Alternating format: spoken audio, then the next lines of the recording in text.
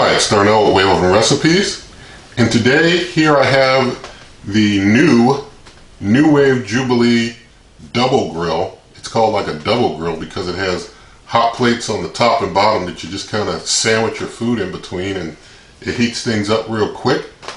And here on the box they call it the NuWave Jubilee Smokeless Grill. So you might see it named the NuWave Jubilee Smokeless Grill or Double Grill, depending on where it's being promoted at. But I'll put a link in the video description for it, and that'll be like a referral link. Basically, I'm going to get this unboxed and we're going to start reviewing this product now.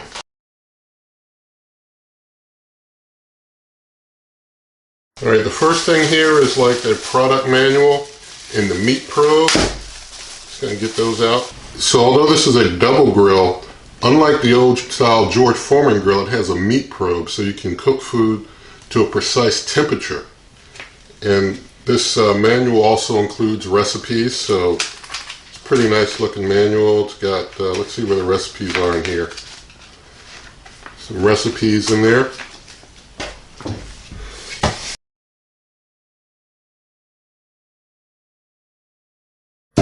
Alright, so here's one of the grill plates that come with the unit. It's got this grill plate you can put in. Get that out of there.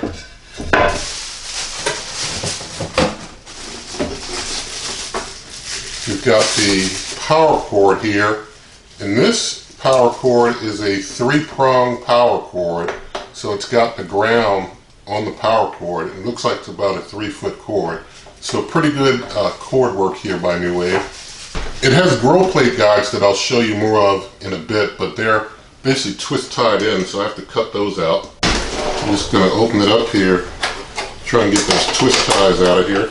I'm just going to get some of this other excess tape and packaging off of here. Alright, so here we have the NuWave Jubilee. It's got this bottom plate already in, but the plates are supposed to be detachable, is my understanding of it. And so this is the top plate, that's the bottom plate. I guess you just kind of stick it in like this. Just kind of snap it, and you just press both sides to snap them in. So we got the plates in. Alright, so to get the plates in and out, there's actually tabs on the sides that help you easily get the plates open and closed. So you press this tab and that bottom plate pops up, and then you can just slide it out, and you can put it back in.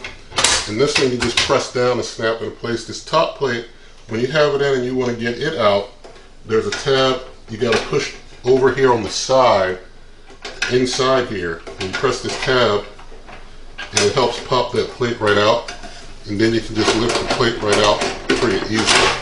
Easy cleaning. You pop it out and you can put it back in, and when you're putting it back in, you press that tab on the side.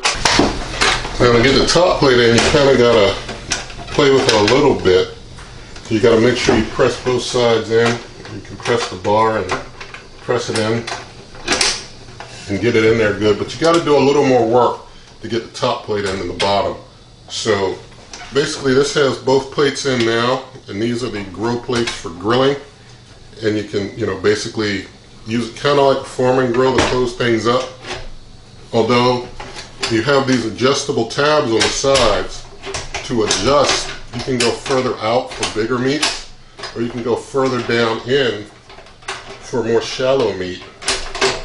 You can adjust, and I think it can hold up to, they say, a 3-inch steak, they say, but this goes up pretty high in position here, so you can put some pretty thick meat inside of here. I want to show you around back. There's a drip pan back here in the back that you can, you know, catch your drippings in, and you can take that drip pan out, you slide it out like so. The drip pan slides out, so it drips to the back. So you can see the back view of it. You can see the side view of the guide. The other side is basically exactly the same with the guide. Here you have your buttons. There's a sear, top, bottom, on, off, preheat, warm, and pro button. There's a time knob and there's a temp knob. and the temp knob also acts as a pause clear. The time knob also has a button to do start. Now I'll just mention the dimensions for this unit are 17 inches by 15.25 inches, so you got like 17 inches this way, 15.25 this way. It says 8.5 inches would be your height. You have to give it 3 inches of clearance. You know, anywhere that you put it, give it about 3 inches of clearance at least. The weight is 18 pounds. The wattage is 1800 watts on 120 volts. Now I just want to open up and I want to measure the inside of the plate to see how much room we have for, you know, cooking space. They say it's like about 9 inches, I believe. So when I go this way, I've got a full foot. I've got a full 12 inches this way. This way, I've got 9 inches. So it's 9 inches by 1 foot of total clearance there to, you know, put food on. That's a good amount of room for one of these types of cookers.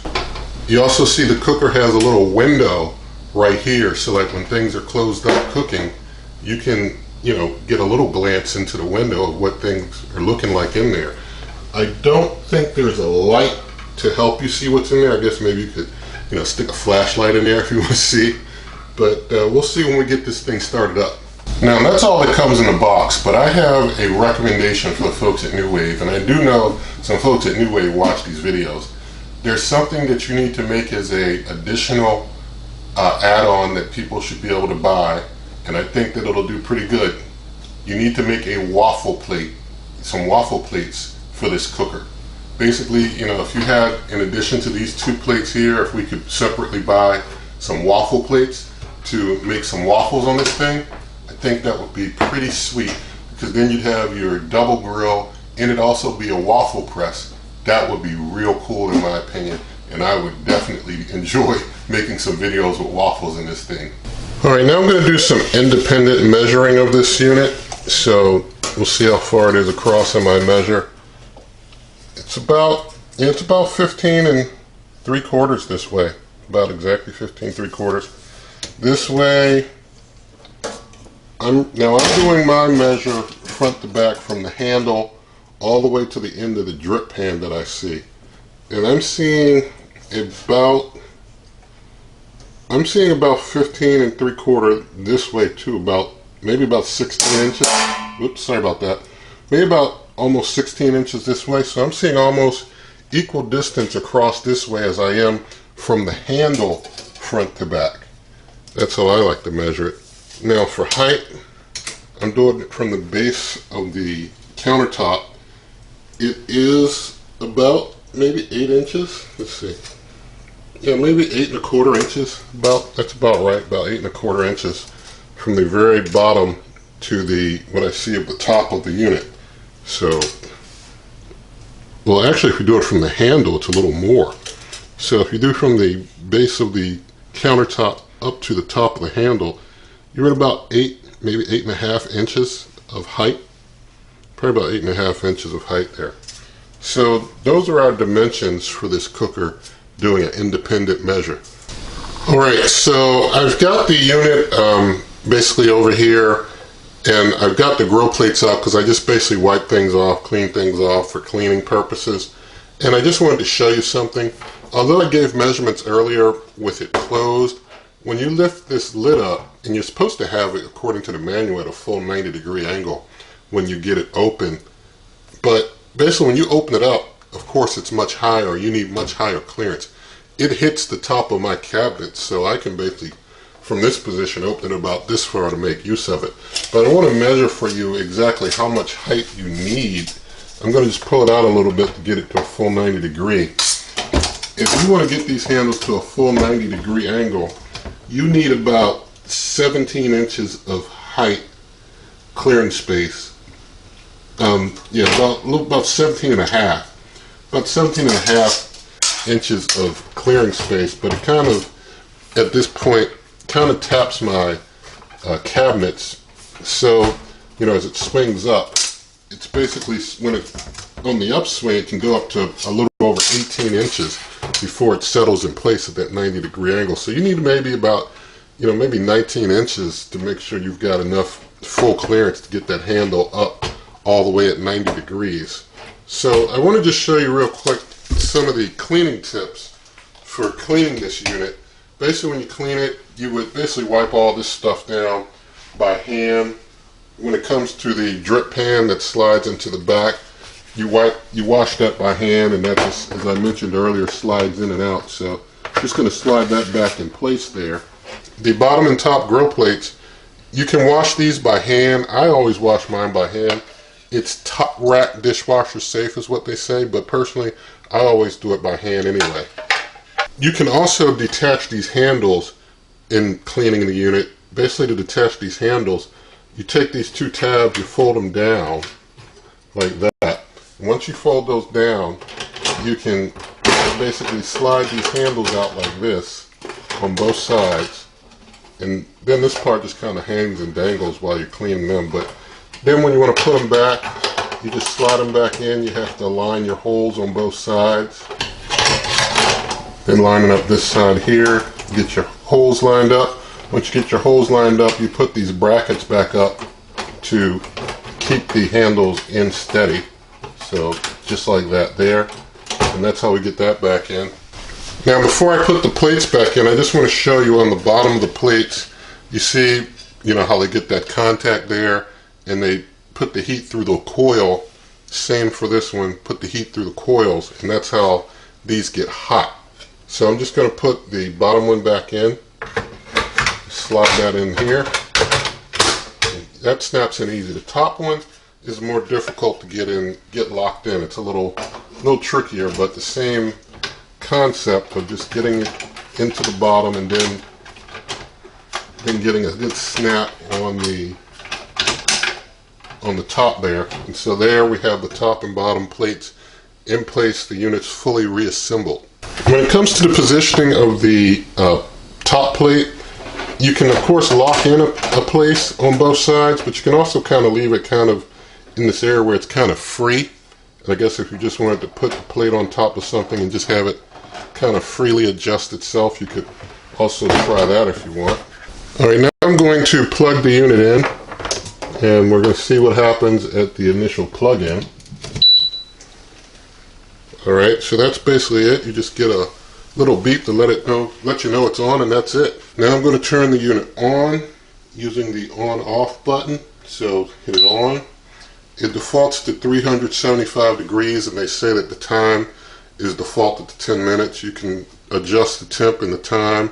I'm going to show you here. You just adjust the temp up. The maximum temperature you can manually adjust to is 475 degrees Fahrenheit. The lowest you can just adjust like this is down to 100 degrees Fahrenheit. You can adjust time by adjusting the knob here. It goes down to as low as 1 minute, as high as like 99 minutes and 59 seconds, I believe they say. So you can go up to like almost 100 minutes. 1 in 100 minutes is almost your range there. And with the temperature, although 475 is the maximum when you're just doing a general set with both of the grill plates equal, you can use the sear function. The sear function, I'll get into a little later, goes up to 525 degrees. So the true maximum for the cookware is 525 degrees Fahrenheit when you're using the sear. Now, depending on the temperature and the time that you're using, there are different time limits based on the temperature. The higher the temperature you use, the lower the limit of time that you can use at that certain temperature. Like sear, and I'll be showing it later, you go between like maybe 2 and 5 minutes on a sear at 525. Like when you're doing a temperature between 400 and 475 degrees, your time limit's going to be 0 to 30 minutes. When you're doing 300 to 395 degrees, your time limit's going to be 0 to 60 minutes. When you're doing 100 to 295 degrees, your limit's going to be 0 to 99 minutes 59 seconds. I will mention here, and I'll get into warm a little later, the warm function defaults to 140 but is adjustable. Now you can do some other adjustment with the temperature to get temperature even lower, and I'll get into that when I'm talking about the top and bottom grill plate functions, but you can get down to turning each individual grill plate on and off in between like 0 and 475 degrees per grill plate. Now I've showed you basically how to adjust the time and the temp, and of course if you just want to just adjust to a certain time and just get started, you could just press start and it's just going to start counting down from there. I guess I had it at like a minute and some seconds, so it's counting down from there. If I want to stop, I just hit the pause button. That'll just pause it for a moment, then I can hit it again, and that clears out and turns the cooker off completely. Now, although the manual says that you can go between 1 minute and 99 minutes and 59 seconds, I'm noticing you can actually go down into seconds. Like I've got it at like 49 seconds right now, and I can hit start and it just starts counting down seconds from there. So you really can set this to 1 second to 99 minutes 59 seconds. You do have the control to just do something for a certain number of seconds if you prefer. Now really quick, in talking about the buttons, let's talk about the probe button to get that one out of the way. The probe jack is over here on the side. There's the probe jack. So I'm going to just put the meat probe into the probe jack, and that's in there good. So now what you do, if you want to set basically the probe to a certain temperature, first you set your cooking temperature. So let's say I want it up to, well, 10 minutes and 400 degrees Fahrenheit cooking, and I have my meat probe, so I want it to set to a certain probe temp. I would press the probe button that shows 160 degrees Fahrenheit. I can adjust that temp on the probe. Let's say I want to get, to 145. So now my meat's going to cook to 145 degrees. The time that I'd set really doesn't matter because it's going to cook the temp. So it doesn't matter what time I set. It's going to go off of the temp of the probe that I'm using here. So I hit start, and basically it shows that the probe is reading, about 70 degrees. Once it gets up to 145, it would automatically stop. I'm just going to clear out of there now. It does count down the time, but if that time ran out, it would just continue cooking until the probe set temperature was reached. Now I'm going to show basically how to do the top bottom heating element control. Basically, even though you can, basically just turn the temperature up to whatever you want, and both grill plates are basically going to equally do that heat temperature that you set. This basically, goes all off temperature. So if you set to like 435, both plates are going to go up to 435 degrees individually. But you can basically set and adjust each individual plate to do a different temp if you choose. You press the top bottom button. Now I pressed it once and it shows top. Now if I want to, I can adjust that top plate down or up. I can go up to 475 degrees with it. I can take that top plate all the way down to a total and complete 0, and that top plate is out of the picture. It's off because it's on 0. The bottom is going to be the only one that would function. I can hit the top bottom button again, and now it shows bottom. It shows the bottoms at the 435 degree temp that I set, or I can adjust that up to 475. I can adjust that bottom grill plate all the way down if I want all the way to 0. Just keep on spinning and spinning till I get to 0 for that bottom grill plate, and that grill plate on the bottom is totally out of the picture. Now if I hit top bottom again, it goes back to top. Now if I just want to basically end all this individual control, I can just turn the unit off, turn it back on, and now I've got both. It's showing top bottom on here at 375. They're both at 375, and I can just adjust and have them both adjusting like that. Now on the sear button, let's talk about the sear a little bit. There's 3 different sear functions. Basically, sear 1 is basically you'll cook at your set time and temp. So I've got like 430, and I've got time, let's say, well, I said 425, and let's say I set time, I keep it at 10 minutes. And if I hit sear 1 time, it's going to do what is called a sear 1. At the end of that time, at the end of that 10 minutes, at the 400 plus degrees that I set, at the end of that cook, then it's going to do a 525 sear, and that defaults to 2 minutes. If I want it more than 2 minutes, then at this point I would adjust the time. And so the time knob, you see is at 2, I could adjust that up. and it'll, you know, basically sear at the end for whatever time I want after the initial cook. If I hit sear again, it goes into a sear 1-2. This does a sear at the beginning and the end of the cook. So whatever time I had set, that 10 minutes at that 400 plus degrees, is going to cook for a sear initially before that cooks, and it's going to do the 575 for whatever time I would set, and then at the end of that 10 minutes, it's going to do another sear at 525 for the set amount of time for the sear. Now, if I hit sear again, I go to what's called a sear 2, and the sear 2 is basically an end sear. So basically, you can kind of do like your reverse sear, kind of like this. You can have an initial temp and time set, so like it'll run it at 400 something for 10 minutes or whatever you have set, and then at the end of that, it'll do your set sear for 425 for between 2 and 5 minutes, whatever you have set. So you can basically do that to do your different types of searing. You can also do searing with the probe. You can have the probe in and do a probe cook, and before you start, you could hit sear and do whatever a sear option you want. Like usually I would use like a sear 2 so that it does like an end sear. So like you cook to your desired temperature, and then it's automatically going to cook into the sear, kick into the sear for the end of the cook after it reaches the set temperature. Alright, so let's talk about the warm button. I'm going to just turn the unit off and on. And the warm button is used to warm at the end of a cook. If you just, you know, like have 375 and 10-minute cook, and then you press warm, basically at the end of the cook, it's going to warm for 140, and it'll go for up to an hour, or you can adjust the time for that 1 hour warming to whatever you prefer. So that's how you can use the warm feature at the end of a cook. Now, let's say you want it to just warm without doing any sort of a cook. You just want to put something in and just keep it warm that's already cooked. I'm going to just turn the unit back on. You hold the warm button for 2 seconds, and now it's automatically kicked into a warm sequence.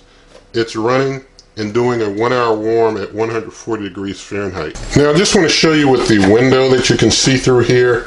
There's no light that comes on when things are cooking, and right now with the plate all the way down to the lowest, you can't see anything in there. If you had something that you were cooking that rose up higher, you can see that, you know, if I guess I did the other side too, you might be able to see some of your food cooking if it's setting higher up. But during cooks, I think your usefulness of the window is going to vary depending on the thickness of the food that you're cooking. Alright, now what I'm going to do a preheat time test as well as testing the temperature after things are preheated. So I'm going to turn the unit on. I'm going to up the temperature all the way to 475 degrees Fahrenheit. Not really worried about time, but it's at 10 minutes default. Then hit the preheat button to preheat, and now I'm going to hit start. And so we'll let the preheat run, and we'll see how long it takes to preheat. As soon as it's done preheating, we will test the temperature of the plates inside. And as you can hear, the unit's not a loud unit. It's pretty quiet as it runs, so it's a quiet cooker. I don't know, I mean, I guess maybe there's a fan somewhere in there, but it's supposed to be a smokeless grill. I'm not sure how they achieve the smokelessness. If there's a, you know, maybe there's something in there that swirls around to keep the smoke out. As it's running now, I am hearing a little bit of a sizzle. It is getting a little louder as it's running here for a moment. It's not even been a full minute. And it, you know, there's kind of like a hissing coming from it a little bit. So I don't know if maybe that was a little bit of water from when I cleaned the plates and such that just dried up or what, but that little hissing sound just stopped. So it's not a loud unit. It's pretty quiet as far as countertop cookers go, in my opinion. But we'll let this just continue with its preheat until the preheat's done. But I will say why this is preheating, that of course when you wash it you should dry things off fully. I did dry things off as best I could. Also, I wanted to mention with cleaning, of course you don't want to use any metal wire type of cleaners when you're cleaning the grill plate. I usually just use a cloth, you know, a wet damp cloth with soap and water, and just, you know, elbow grease it a little bit to get anything off. Or I guess you probably could soak the plates if you wanted to. but you don't want to use anything that's got any metal wiring or anything that's going to flake off onto possibly your food, you know. That's not worth it. Alright, it just finished the preheat. That only took not even a full 3 minutes, I don't think, but let's open up chest temperature. 558, 555. It's dropping because I got it open, but 550 on the top. It was over 480 on the. It was over 40 on the top, over 550 on the bottom. Now it's at 563. The top is at 491. So this thing is way hotter than the set temperature there. I'm just going to turn it off. But this is way hotter than the set temperature. So this thing is a really hot one. Alright, let's do a little cook test. I'm going to build a sandwich and grill it on the NuWave Jubilee here. And I'm going to have it in kind of the free position and just kind of put it on top of the sandwich and see how it cooks up. And so for my sandwich, I got some honey smoked turkey breasts, I've got some smoked uncured ham, got some tomatoes, got some lettuce, got some Havarti cheese, got some mayo, some mustard, some buttery spread. I'm using 2 slices of my homemade bread. Each slice is basically as big as 2 slices of your like store-bought bread. So this is a big sandwich. You can see the bread takes up more than the plate. So what I'm going to do, I'm just going to spread the buttery spread on one side, on the outside of the sandwich bread, so that it gets a nice toast. Then I'm going to put on my meat and my veggies and my cheese. I'll put some mayo maybe on the bottom layer of bread underneath, and then put some mustard on top of things, and then we're going to cook it up.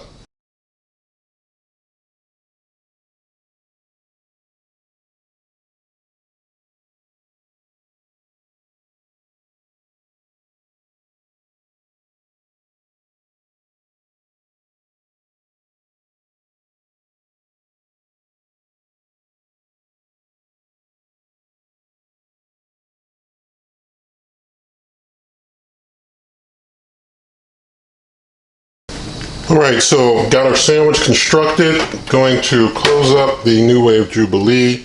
Make sure I've got the top plate in that kind of free position there. And going to turn it on. Going to up the temperature to 400 degrees Fahrenheit. I'm going to try grilling this for 3 minutes and see what happens to it. I'm, almost afraid at 3 minutes that it might overcook it given how hot this cooker gets, but we'll set it for 3 minutes even, and I'm going to give it a preheat, and I'm going to hit the start button to start it. So we'll let it preheat and then get the sandwich on. Alright, as it's preheating, I'm touching the top. It's not too hot to touch on top. I wouldn't recommend, playing around with that, but it's not hot from what I'm touching here. Alright, preheat is finished. Going to open up and get the sandwich on.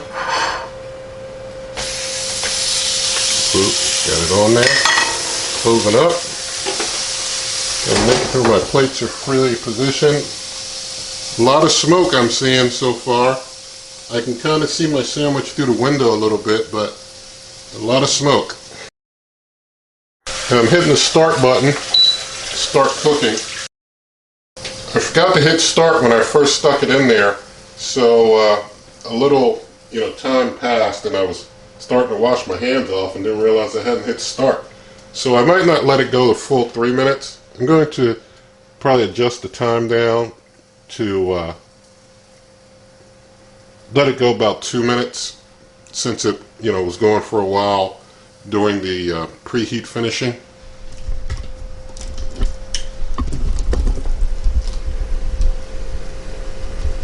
I'm going to show you what I can see inside here with my sandwich in there cooking.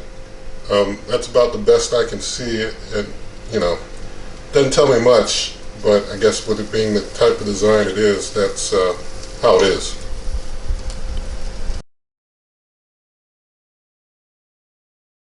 Alright, so we're getting into the final seconds of what was probably between 2-3 minutes of cooking time, somewhere in there, because I neglected to hit start as soon as I put it in. But you get 5 minutes, and once you put your food in, you have to hit start, and then it starts cooking. So Here it's done. And look at that. That was just 2 or 3 minutes. That looks good. So we've got a fully toasted sandwich. Kind of flip it. You can see the bottom part there. Look at that. That's, wow. That's pretty good. I'm going to flip it back to the top again. There we go. So, you know, can do your sandwich in very little time. I'm going to basically get the camera adjusted and we'll taste test the sandwich right now. Actually, before I move the camera to taste test, I'm going to cut it in half. So, get it cut in half here. Maybe I'll cut this in halves too, because these are still going to be kind of too big for me to pick up. So now we got some crazy quarters going on. I'm not the most artistic of cooks, but we've got our completed sandwich. So now we'll move the camera and taste test. All right, our quickly grilled sandwich from the NuWave Jubilee. I mean, I'm impressed. Let's do a bite.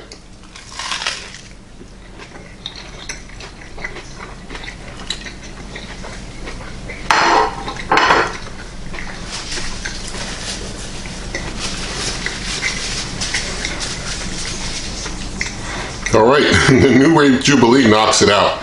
Gets both sides seared, so you don't have to do any flipping like with something like the NuWave Primo or something like the Power Smokeless Grill that just has the grill on one side.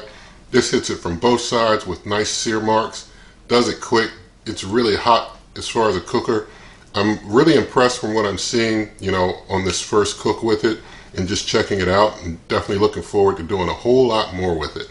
Definitely want to hear your comments about it, what you think.